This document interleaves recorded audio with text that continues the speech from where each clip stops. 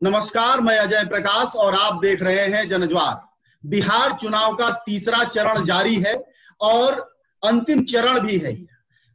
10 को परिणाम आने हैं, यानी सभी कैंडिडेट्स के प्रतिनिधियों के किस्मत बंद हो जाएगी ईवीएम में और 10 को फैसला आएगा। उससे पहले लगातार सवाल बन रहा है, लोग बातचीत कर रहे हैं, टीवी चैनलों में खबरें आ रही हैं कि क्या होगा और क्या नहीं होगा। इसको लेकर हमारे साथ जो जुड़े हुए पत्रकार हैं उसमें पुष्यमित्र हैं। पुष्यमित्र उन पत्रकारों में हैं जो कि जमीन पर रिपोर्टिंग पर भरोसा करते हैं।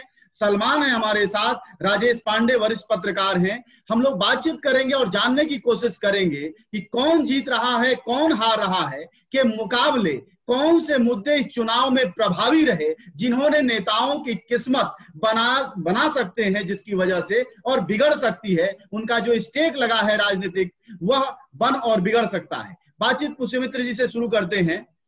पुष्यमित्र, ये बताइए कि क्या इस बार वाकई रोजगार मुद्दा रहा या सिर्फ बहसों में ही मुद्दा रहा? देखिए, रोजगार तो मुद्दा रहा, रोजगार की वजह से मुद्दा बना और रोजगार की चर्चाएं भी खूब हुई। लेकिन जब हम लोग सुदूरवर्ती इलाके में जाते हैं तो वहां मुद्दे से ज्यादा दूसरी चीजें भी इंपॉर्टेंट होने लगी। रोजगार के साथ साथ कोरोना के समय में जो दिक्कतें आई वो भी एक मुद्दा बनी, और भी कई चीजें जो लोगों के मन में थोड़ा थोड़ा गुस्सा भरा हुआ था वो सब मुद्दा बना। बहस होता क्या है कि चुनाव में जो मुद्दा बनता है वो फिर बहस का हिस्सा बन जाता है। हम लोग तय कर लेते हैं कि हम लोग इस पक्ष में हैं, तो जो जिस पक्ष में है वो उस मुद्दे का इस्तेमाल करने लगता है। लेकिन इस बार मुद्दा तो जरूर रहा। मुद्दा ये रहा कि इस सरकार में लोगों को जो परेशानी हुई वो गुस्सा उनके मन में भरता चला गया, वही मुद्दा बना। मतलब पलायन और रोजगार एक सवाल था। राजेश जी, आप याद करिए, जब हम लोग तरैया विधानसभा से गुजर रहे थे तो मुसहर समाज के लोग सड़कों पर रह रहे थे। तो ये वोटर तो हैं वो, और हर बार वो बाढ़ में ऐसे आ भी जाते होंगे सड़कों पर जिंदगी बचाने के लिए, और हजारों की संख्या में थे छपरा पटना रोड पर। तो क्या ये मसले भी कभी चुनाव की बात में आते हैं या यूं ही आके गुजर जाते हैं? ये मसले, बाढ़ का मसला कोई चुनावी मुद्दा बन नहीं पाता है। तो बाढ़ यहाँ हर साल का आती है और हर साल 2 से 3 महीने इस संकट से लोग गुजरते हैं, लेकिन कभी भी यह चुनावी मुद्दा नहीं बन पाए। इस बार के जो चुनाव हुए उसमें 2-3 मुद्दे महत्वपूर्ण रहे जो लोगों के बीच चर्चा में थे। एक तो जैसे मुख्यमंत्री जी ने बताया कि पलायन वाला जो मुद्दा था, तो वो मुद्दा चूंकि अभी तत्काल ही गुजरा था तो वो लोगों के मन में था। एक अनुमानित जो आंकड़ा था कि 40 से 50 लाख लोग प्रवासी थे यहाँ बिहार के, जो कोरोना के लॉकडाउन के दरमियान आने में उनको परेशानी हुई या वहाँ उन्हें परेशानियां झेली, और वो मामला अभी ताजा था। तो एक वो मुद्दा वोटिंग का आधार इस चुनाव में जरूर बना। दूसरा जो मुद्दा बना वो रोजगार का भी मुद्दा बना। जब तेजस्वी यादव ने 10 लाख सरकारी नौकरी देने की जो घोषणा की, उसके बाद से यह भी एक मुद्दा बन गया, खास करके युवा वर्ग में। युवा वर्ग इस मुद्दा पर हर जगह बात करते दिख रहे हैं। तीसरा एक एंटी इनकम्बेंसी फैक्टर भी था। 15 साल से ये सरकार चल रही है, तो 3 मुख्य मुद्दे मैंने जो समझा उसमें ये 3 मुख्य मुद्दे बने। बाढ़ का जो मुद्दा था वो मुद्दा बन नहीं पाया, क्योंकि एक तरह से लोग इसके आदी हो गए हैं और हर साल झेलते हैं। जो तरह की आप चर्चा कर रहे हैं राजेश जी, दिन के 11 बजे से अधिक हो गए। क्या आपके पास कुछ रुझान है कि अब तक वोटिंग कितनी हुई है, और 11 बजे के बाद एक आंकड़ा आता है? 9 बजे तक का मेरे पास है। 9 बजे तक अभी जो वोटिंग हुई है इसमें 7 सबको पता है, 11 बजे वाला नहीं आया। 11 बजे वाला वही 11:30 तक जारी होता है। अच्छा, ये चीज जब सलमान, हम लोग मधुबनी और क्या कहते हैं मधुबनी सीतामढ़ी के क्षेत्र में थे, दरभंगा, तो लोगों ने कहा कि जल नल जो योजना है वह जो है भ्रष्टाचार का सबसे बड़ा नया तरीका है बिहार में। क्यों कहते हैं ऐसा लोग? क्या मतलब वाकई लाभ नहीं पहुंच पा रहा, या हुआ हो क्या रहा, या सिर्फ दिखावा साबित? नहीं, ये बात तो सही है कि ये योजना जिस तरह से होनी चाहिए थी, जिस तरह से ग्राउंड पर लागू होना चाहिए था, वैसा नहीं हुआ। वहां से लौटने के बाद मैंने पटना में जो बाहर से लोग आके रह रहे हैं उनसे भी मैंने बात की, तो ये लगभग जहां जहां ये इस पे काम हुआ है, कहीं भी अभी ये प्रॉपरली इम्प्लीमेंट नहीं हुआ है। कहीं पाइप डाल के छोड़ दिया गया है, तो कहीं कुछ घरों में कनेक्शन जोड़ के छोड़ दिया गया है। इसका जो लाभ मिलना चाहिए वो किस, जहां जहां के बारे में मैंने बात किया, कहीं पे भी इसका लाभ लोगों को नहीं मिला है। तो फैक्चुअली तो ये पूरी तरह से सही है और इसने लोगों को निराश भी किया है। जी, तो सुमित्र ये बताइए कि आप बिहार में ही रहते हैं, लगातार रिपोर्टिंग करते हैं। कहा गया कि नीतीश सरकार की योजनाएं जनता तक पहुंची, उनमें सबसे ज्यादा जो फेल्योर योजना है उसका नाम जल नल योजना क्यों होता जा रहा है? क्या सरकार वाकई काम के मूड में उस तरह नहीं है, या उसको लगता है अब विदाई की बेला है? दरअसल योजना जो है उसका इम्प्लीमेंटेशन पूरी तरह पंचायतों पर छोड़ दिया गया है। पंचायतों में भी उसने एक नए तरह के जो लोग हैं, आवाज आ रही है मेरी ना? जी अब ठीक है। पंचायतों में वार्ड सदस्यों को ज्यादा भूमिका दी गई, और वार्ड सदस्य जो पंचायती राज व्यवस्था में अब तक ऐसे थे कि जिनकी कोई कमाई नहीं होती थी, उनको पहली बार कमाई करने का मौका मिला, तो इन लोगों ने उसमें जम के भ्रष्टाचार किया। ज्यादातर लोगों को लगा कि ये उनके लिए इकलौता अवसर है गांव में सड़कें में नालियां बनाना और जल योजना करना, तो इसलिए उसमें भ्रष्टाचार खूब हुआ। और केवल हम लोग वार्ड सदस्यों को नहीं कह सकते हैं, उसमें जो एजेंसी इसको बनाने में लगी उसने भी खूब गड़बड़ियां की, और हो सकता है कि बजट की भी कमी रही हो। अभी जो सलमान भाई बता रहे थे कि कहीं कहीं काम पूरा नहीं हुआ, ज्यादातर जगह काम पूरा नहीं हुआ है, मुझे लगता है कि जहाँ काम पूरा नहीं हुआ है वहां फिर भी लोग उम्मीद से है। जहाँ काम पूरा हो गया है और पानी आने लगा है, वहां के लोग ज्यादा निराश है, क्योंकि पानी पानी बहुत कम आ रहा है, और कहीं एक दो दिन आता है फिर बंद हो जाता है। लोगों को जो उम्मीद थी कि इस योजना से उनको पानी लाने की दिक्कतों से छुटकारा मिल जाएगा, इनको स्वच्छ पानी मिलेगा, शुद्ध पानी मिलेगा, नियमित मिलेगा, वो सब धराशायी हो गई। लगा कि ये केवल मतलब लगा के नल छोड़ दिया गया है, इसमें कुछ होने वाला नहीं है। अगर 15 साल की डिलीवरी पर बात करें योजनाओं की, तो सरकार की क्या स्थिति? सरकार ने 15 साल में जो उसका अगर हम आकलन करते हैं तो सड़कों के मसले पर और बिजली के मसले पर कुछ काम जरूर हुआ, लेकिन ये भी इसलिए हुआ क्योंकि सरकार के काम करने का पूरा तरीका रहा, शायद हर जगह होता है कि जो भी काम ठेकेदार आधारित हो, जिसमें किसी ठेकेदार को इन्वॉल्व किया जा सके और उसके जरिए कुछ कमीशन हो, इस तरह के काम इस सरकार में खूब हुए। सड़कें बने, कई पुराने भवन जो सरकारी भवन थे उनको नया बनाया गया, खूबसूरत बनाया गया, बहुत पटना में संग्रहालय बने, फ्लाईओवर बने, बिजली का भी काम हुआ, ये सब काम खूब हुआ, कंस्ट्रक्शन रिलेटेड काम। लेकिन जो बेसिक काम जरूरी था, जैसे कि अस्पताल अगर बन जाता है तो वहाँ डॉक्टरों की जरूरत है, लेकिन वो नहीं हुआ। स्कूल बन गए, वहाँ अच्छे शिक्षक नहीं है, अस्पताल बन गए, वहाँ डॉक्टर नहीं है, नर्स नहीं है।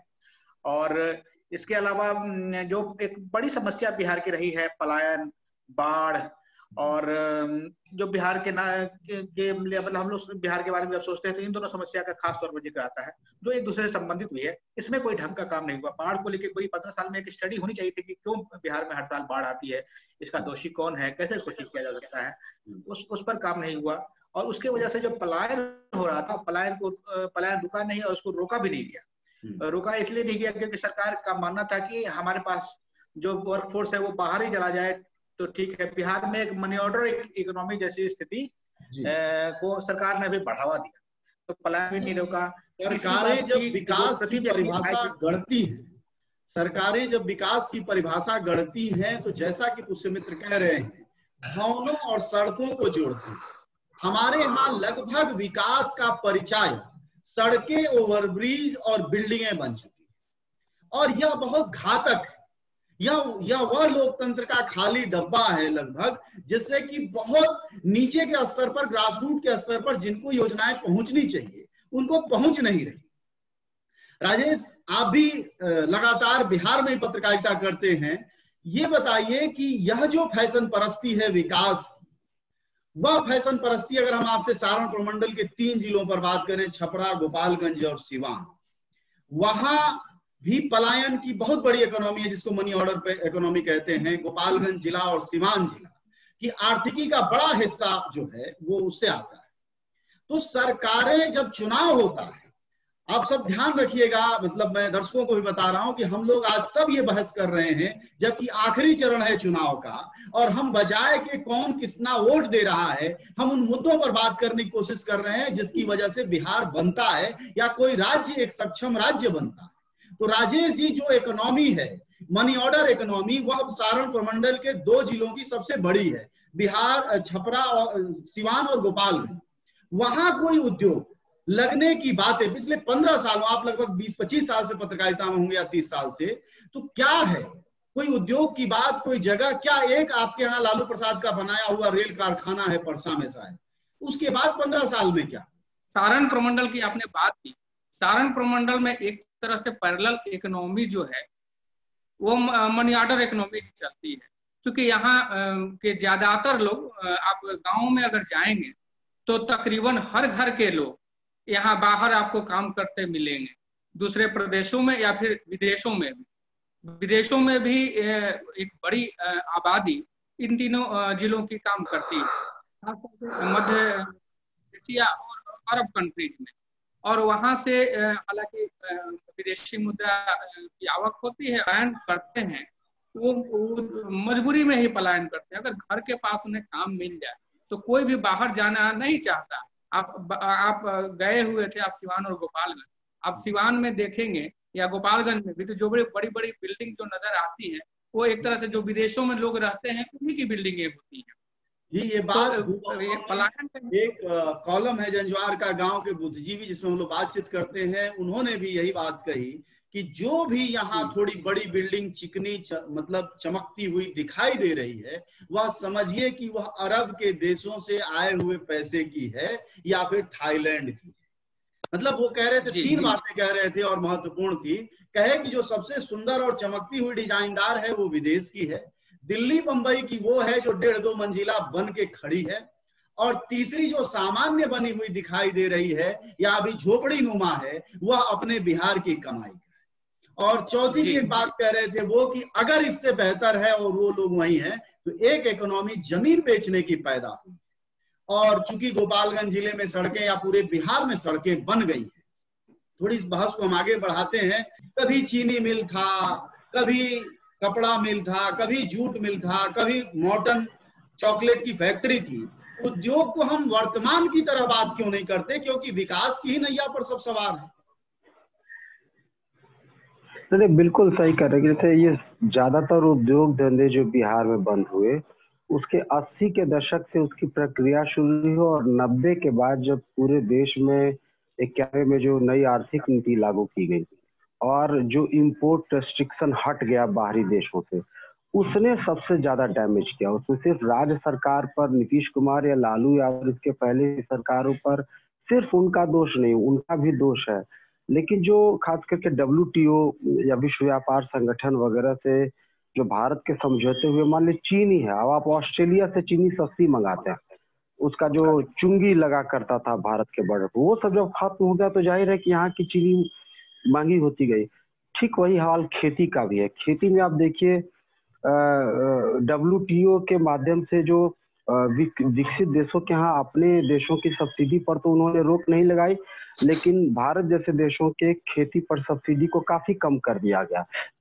इससे क्या हुआ कि वहाँ के सामान सस्ते होते चले गए और जो निरुद्योग, डी इंडस्ट्रियलाइजेशन हुआ बिहार जैसे प्रदेशों का, उसमें इस फैक्टर का, इस कारक का भी एक बहुत ही महत्वपूर्ण योगदान रहा है।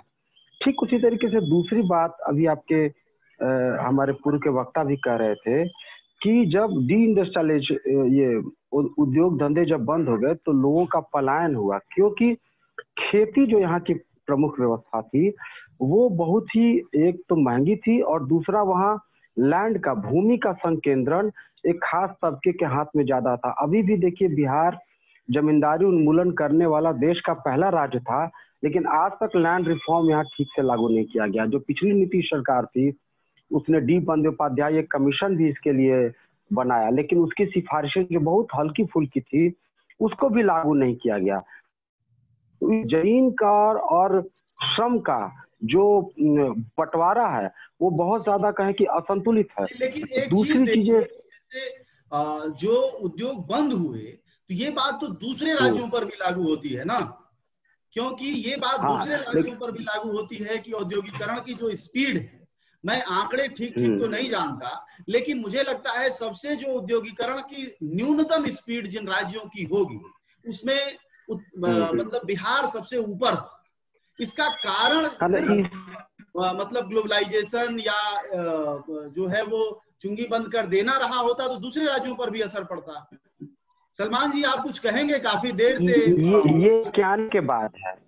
हाँ इस विजय अजय जी एक पॉइंट बस सिर्फ मैं जोड़ दूं, एक पॉइंट बस एक बिंदु। जैसे आपने ये निरुद्योगीकरण की बात की, तो केंद्रीय जो पॉलिसीज है, फ्रेट इक्वलाइजेशन पॉलिसी, भाड़ा समानीकरण की नीति 50 के दशक में केंद्र सरकार द्वारा जो लागू की गई। आपको याद होगा कि बिहार देश के सबसे, जब झारखंड यहाँ था 2001 के पहले, तो सबसे इंडस्ट्रियलाइज स्टेट में था, टाटा के या सिंदरी कई कारखाने। लेकिन जो भाड़ा समानीकरण की नीति थी, फ्रेट इक्वलाइजेशन की पॉलिसी, इसने जो सेंट्रल गवर्नमेंट द्वारा 50 के दशक में अपनाई गई, इसने सबसे ज्यादा डैमेजिंग 30-40 साल तक किया।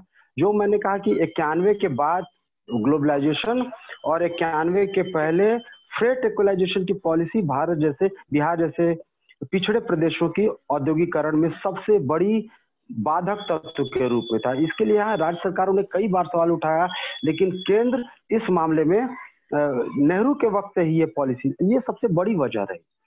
चलिए पुष्पेंद्र जी एक चीज बताइए हमें कि जो यानी शंकुर कह रहे हैं कि मतलब उद्योग न लगने के जो कारण है उन्होंने बताए, आपको क्या इनकी बात ठीक लगती है या कुछ और भी वजह है स्पेशलाइज तौर पर बिहार की? क्योंकि बाढ़ एक बड़ी समस्या है। जिस राज्य में 6-7 महीने पानी रहता हो वहां क्या औद्योगिकरण मुश्किल है या कुछ और भी वजह?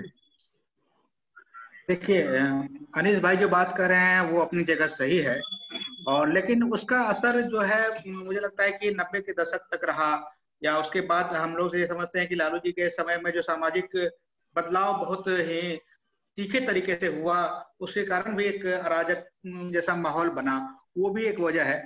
लेकिन पिछले 15 साल से न भाड़ा सामान्यीकरण है, ना वो लालू जी के समय का माहौल है, और भी दूसरी चीजें नहीं है। और यही वो वक्त है जब देश के दूसरे राज्य उद्योग के मामले में बहुत तेजी से विकसित हुए। लेकिन बिहार में नीतीश कुमार जो विकास करने ही आए थे, और उनका लक्ष्य था कि हम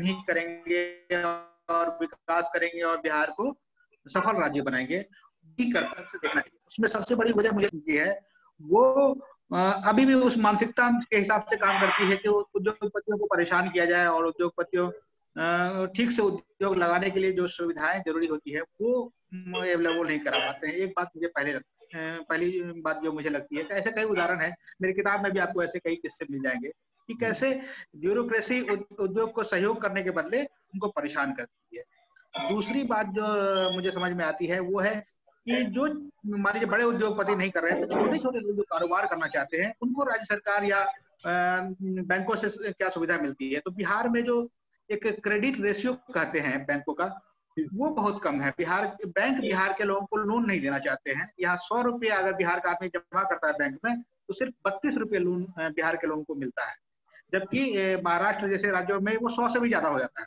तो ये बैंकों का जो भेदभाव है उसको सरकार बैंकों पर कंट्रोल नहीं कर पा रही है। और बैंक का जो भेदभाव है, एक धारणा है कि बिहार के लोग लोन वापस करने में दिक्कत करते होंगे, ऐसी एक धारणा बन गई है, हालांकि उसमें सच्चाई नहीं है। आंकड़े भी कहते हैं कि बिहार के लोगों का लोन वापसी का रेट जो है वो सबसे बेहतर है देश में। अब हम जानते भी हैं कि जो लोन लेके दवा लेने वाली जो प्रवृत्ति है, अब अभी हम लोगों को साफ साफ नजर आ रही है कि बड़े उद्योगपति कैसे नीरव मोदी जैसे उद्योगपति बड़ा बड़ा लोन लेके गायब हो जाते हैं। तो बिहार में ऐसा कोई मामला है नहीं, लेकिन बैंकों ने लोगों को, छोटे छोटे उद्योगपतियों को, युवाओं को रोजगार के लिए, कारोबार के लिए जो काम करते हैं उनको लोन देने में बहुत परेशानी की, और ब्यूरोक्रेसी ने भी उसको सपोर्ट नहीं किया, और सरकार ने भी उसको लेकर कोई स्टैंड नहीं लिया। ये बड़ी वजह है। दूसरी वजह यह है कि बिहार सरकार ने कभी सोचा नहीं कि ढंग से कि हम इस दिशा में भी काम कर सकते हैं। बहुत सारे राज्य सरकारों में हम लोगों ने देखा कि लोगों ने कैंपेन चलाया, यहाँ जो उद्योगपति यहाँ बिहार के ही बाहर से आए कारोबार करने के लिए, उनको हरास किया। सलमान भाई ये बताइए कि आप लगातार बिहार के जिलों में घूमते रहे हैं, मतलब बिहार से बाहर जाना, लगातार काम पर जाना और बावजूद अपने यहाँ लोग शिकायत करते हैं कि अपने यहाँ काम नहीं करना चाहते लोग। इसकी वजह क्या? कई बार पहली बात तो ये आरोप, हाँ, ये जो लोग कहते हैं कि लोग अपने यहाँ काम नहीं करना चाहते, वो सरासर झूठ है। मुसहर कमेटी में मैं काम किया मैंने, और मैंने देखा वो बहुत मेहनत करते हैं। यहीं पटना के आसपास झुग्गी झोपड़ी में रहते हैं, वो खूब मेहनत करते हैं, खूब काम करते हैं। अगर उन्हें यहाँ काम मिले तो कोई भी बिहार का मजदूर बाहर जाना नहीं चाहेगा।